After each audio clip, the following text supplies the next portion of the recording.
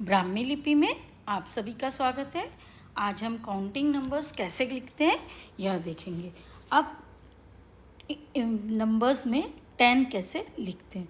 ब्राह्मी में 10 मैथ्स का अल्फ़ा जिस तरीके से लिखते हैं वैसा लिखा जाता है।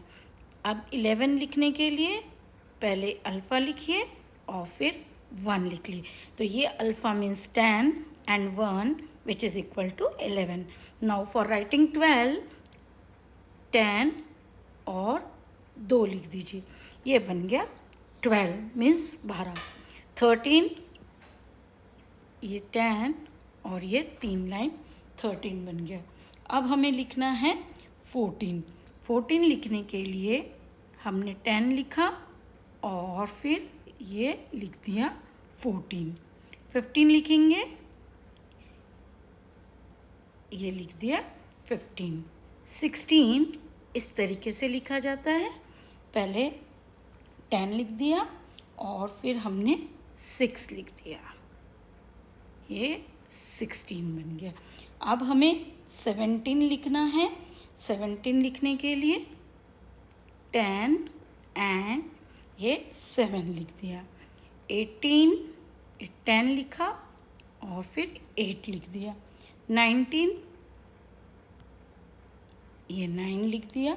इस तरीके से 19 और अब हम लिखेंगे 20। अब 21 लिखना है तो हम क्या करेंगे, हम पहले 20 लिखेंगे उसके बाद 1 लगा देंगे।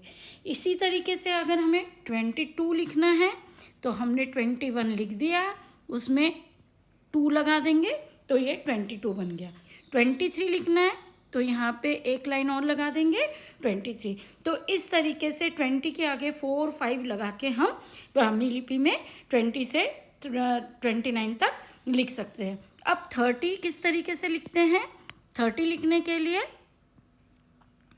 ये ब्राह्मी में इस तरीके से हम 30 लिखते हैं। 31 लिखना है तो हमने 30 लिखा, उसमें आगे 1 लगा दिया।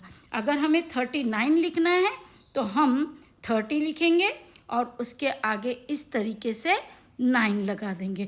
तो इस तरीके से हम ब्राह्मी में लिखते हैं। 40 किस तरीके से लिखते हैं, यह लिखा हमने 40 और 50 इस तरीके से लिखते हैं।